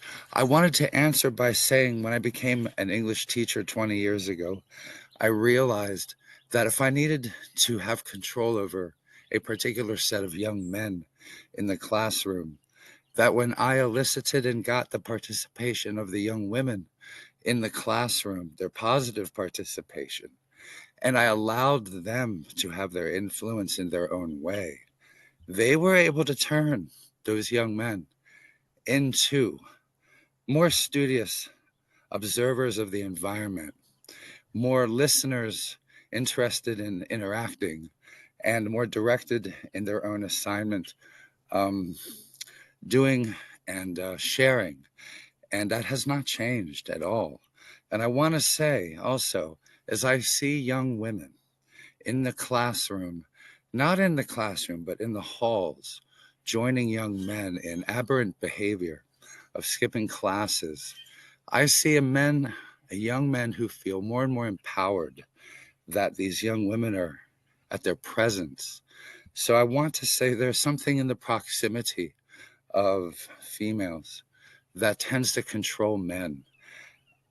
And I wanted to say that there's something in that environment too, where women are not present, that men are lacking in something that they might not realize, but that is not there. And it does have an effect on their drive to continue in their aberrant behavior. That powerful influence I wanted to share. And last, in the rhetoric that is being used in the systems as they communicate with us, in offices such as in Canada that may be disappearing. In the rhetoric that is used, we see a lot of how our society finds women of use And there's a lot of clues there to a society's ability to change and transform and include more women in future, or perhaps to see how far really they are from being able to enact these types of changes in their own spaces. That is all. Thank you so much. What a fantastic conference to be a part of. Thank you each. Thank you. Thank you very much. Sheila, is it Sheila Harpers? Yes, that's correct. Hi, I'm from Philadelphia, and I run a small nonprofit here, and we focus on teen dating violence, dealing with both young women and young men separately. I was listening to the conversation. I did come in late. I guess my first question is, will the recording be available after this session? Great. Okay. And then my second question is, what type of solutions? Because the images of young Black women in particular, are not, how do I put it? They're not positive images. I'm talking about, when you look at a Cardi B or what's the other one's name? There's a bunch of young women who basically may have talent, but their talents seem to be in their stereotype. And the stereotype is being fed to young men. And as a result, through survey, the young men have a negative image of young Black women. What kind of solutions can we propose to change that image, which of course impacts how they respond to young Black women, and of course how it impacts violence against girls particularly? So I wanted to hear some solutions. Okay, that's it. Thank you. Thank you. Malika? Yeah, so this is a really interesting question because it's a bit cyclical with what we're seeing on social media. So they're continuing to perpetuate what they're seeing, which is why we have to sort of have them attend things like this so they can see other women that they can aspire to, and be and see them as examples and want to sort of take that path. But we also sort of have a society that also perpetuates them getting money quickly and early and tells them that they're not pretty and all of these other things. And so they're also then going back to gravitating towards social media and trying to figure out how to make themselves be what society says that they should be. And so, I struggle with this, not having enough community examples that they can follow. And so, we definitely need to get them early on, when they're very impressionable young girls, because that's the point at which social media then jumps on them to tell them what they should look like, what they need, what they have to have, sort of gets them all involved in capitalism. And I have this conversation with my 15-year-old all the time, like, stop being capitalist. I don't know that there's one solution. There's not one size fits all. I think all communities are different. I think we're all struggling sort of with these messages of society, misinformation, disinformation, social media. And if I look back to when I was growing up, I didn't have those things. So, I was not influenced by that. And I was influenced by the people around me. My parents were very adamant about the kind of people I hung out with. My teenager now gets very upset about me telling her, I don't like that friend of yours. But, why do you have anything to say about my friends? Because it's really important who you associate with. But then she's also really immersed, and we control her phone and all of that, but she's still really immersed in all of these things that are going on social media. And so it's really hard, I think, in this particular environment to really manage all of the things that girls are coming at. And then the last thing I will say is that I think there is this trend of Black girls being dehumanized in the media as well. And so the level of disrespect and hatred and anti-Blackness for Black girls is really high. And again, that message is really continues to be shown on TV. And so the world disrespects us, disrespects young girls. Police officers are attacking young girls and handcuffing them and just being abrasive and disrespectful. And but what they're seeing on TV and what they're being told and what they're being shown just reinforces their behavior and tells them there's no reason to respect Black women. They don't respect themselves. Why should we respect them? So there's this like cycle of inappropriate behavior and disinformation and poor imagery and dehumanizing of Black women and girls, that is just a consistent thing that's going on. And so I don't know that I have the right answer. I know that we know what's going on, and I think it's just going to take sort of multiple sectors, media, the educational system, the community leaders, families, going back to the home, to really sort of figure out how we can kind of collaboratively work on this solution and situation, but not just education of us, but education of others about what they're seeing. And this is not true and it's not accurate. But I mean, we all know from history, there's a history of planting these images of Black women as objects and sexual objects and all of that. So it again then leads to dehumanizing them and having feelings and emotions and being attacked and all of these other things. We just have to try to figure out how to disrupt that cycle. And I know that's not an answer to your question at all, but it is something that I struggle with because I have 2 daughters and a son, and I tell my son the same thing. You don't ever disrespect Black women in any capacity, women, period. But don't ever do that. Like, I will tackle you if you ever do that. But so the messages have to happen for women and girls across the board, men and women across the board. And we have to respect each other. A Black woman asked me for a hug last week, and if it had been anybody else, I probably would have said no. But I was like, there's no reason why I'm not gonna hug this Black woman. So I mean, that is the kind of energy that we have to like try to sort of permeate, I think, in our communities to kind of change some of this narrative. Absolutely. Thank you so much. Brenda? Yeah, so I just want to expand a little bit, because I feel like this is one of those things that doesn't have one particular answer, but I think that a lot of those answers can be rooted in community building. I think that that is something that we are slowly losing in our societies, and that's something that we see internationally. I think that growing up, my parents, when I spent a lot of time in the States, for context, my mom is from Mexico and my dad is from Panama, and I grew up kind of back and forth between the three. But they would always talk about how in the States, like there is this very individualistic society. And while I do find that to be more true than in other of my homes, I think that everywhere it's becoming that way. And I think it's become generational. So I think that we have to find root in what does it mean for us to grow together and to grow as community, and to specifically answer your question about what specific things can we do to change the situation moving forward.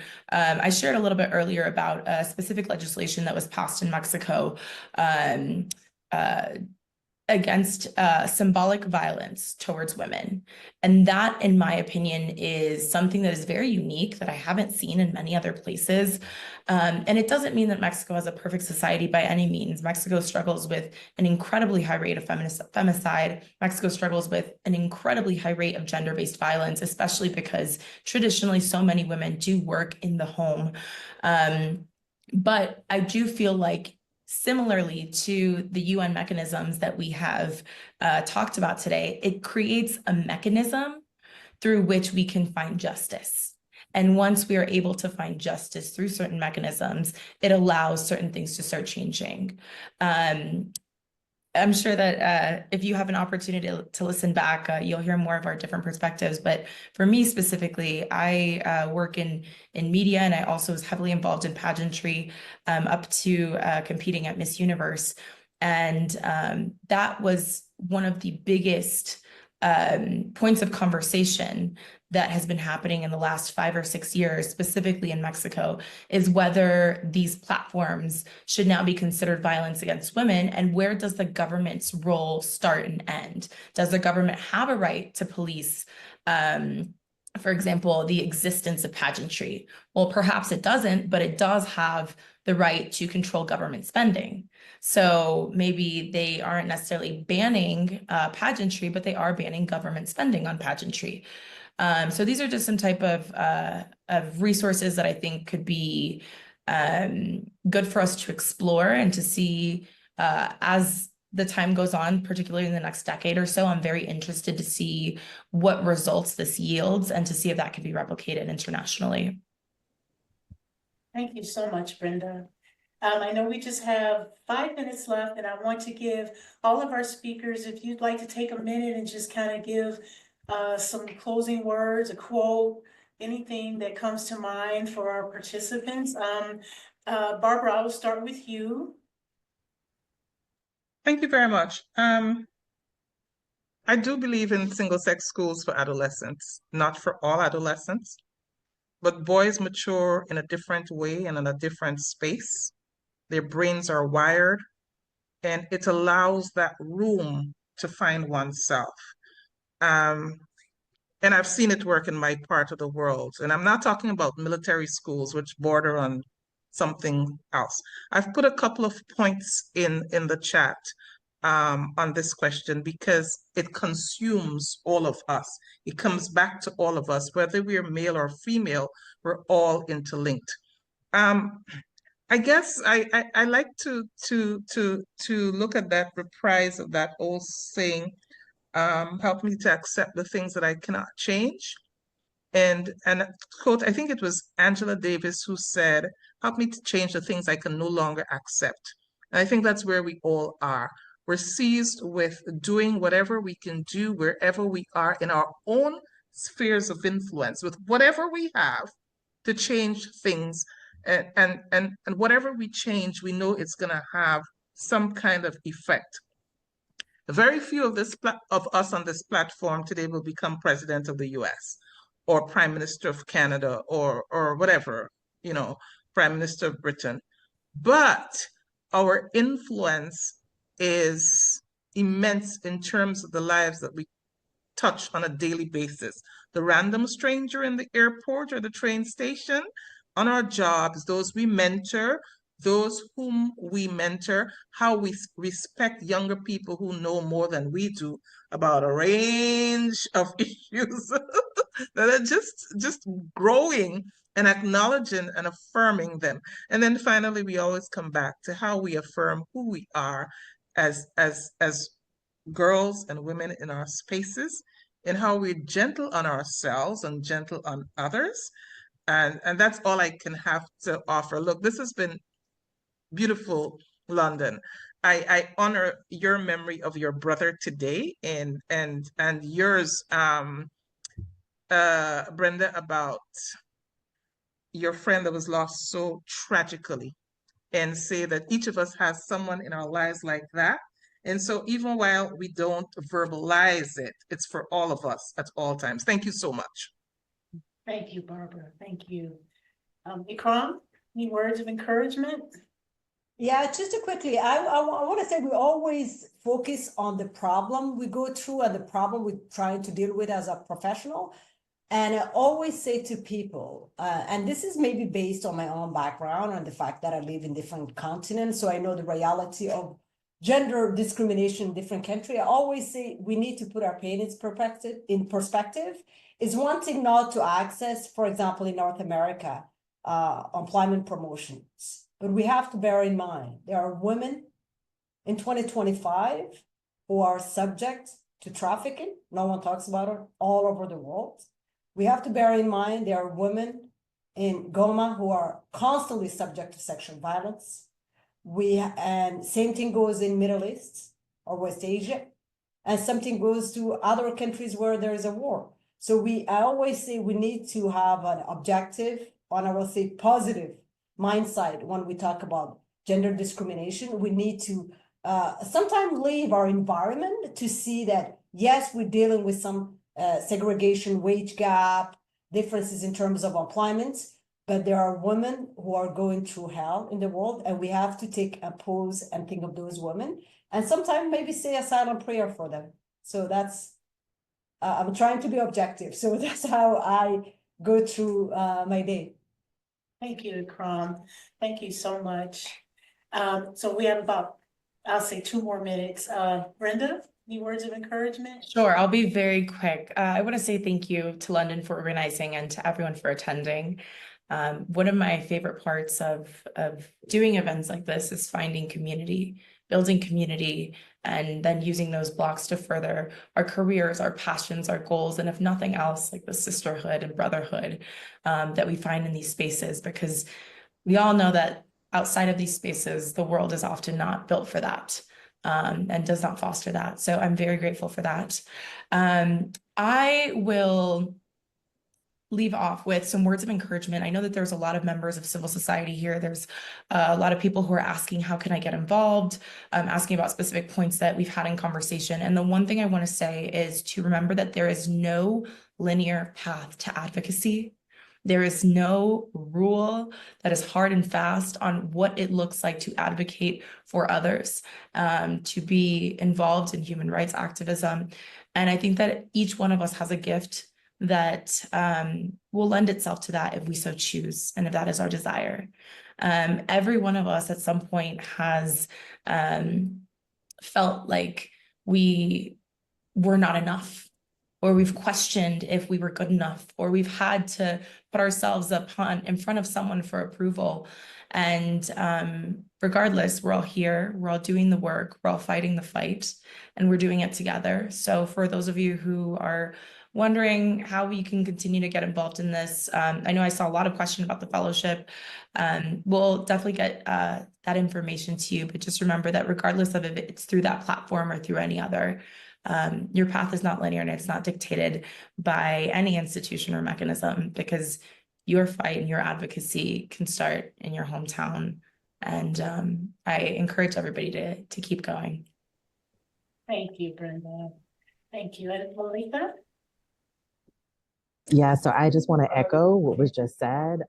With much gratitude, thank you for the session today.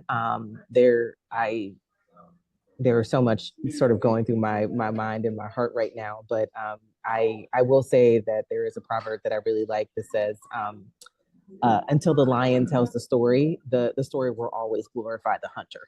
And so our voice is important. We are lions, our voice is important, but lions are also part of prides, and community is important. So we are strong, our community is important, and that is inclusive of everyone that are allies for us, to really move this agenda forward. All of our voices are really important. And to Ikram's point, if you are in a position where you can't use your voice, uplift another woman who can use their voice, and be her ally, and stand with her in this fight. We have a long road ahead, and I encourage everyone to take care of themselves. Self-care is important. Rest is important. Rest is important for imagination, and rest is important for continuing the fight. So I want to also encourage everyone to take care of themselves. And I just want to say thank you for today. Thank you so much, Malika. Thank you, everyone. I want to say, because this session was dedicated to Ida B. Wells, I would like to leave you all with a quote by her. The way to right wrongs is to shine the light of truth upon them. So moving forward, remember those words, and remember the words of our panelists. Thank you, ladies, so much for your time. Thank you to everyone who joined us. This will be available in the next couple of days, and I will send an email to all of the participants. So I just want to say thank you so much again, and you all have a wonderful afternoon. Thank you all. Everyone, thank you so much. Bye. Thank you. Take care. Thank you.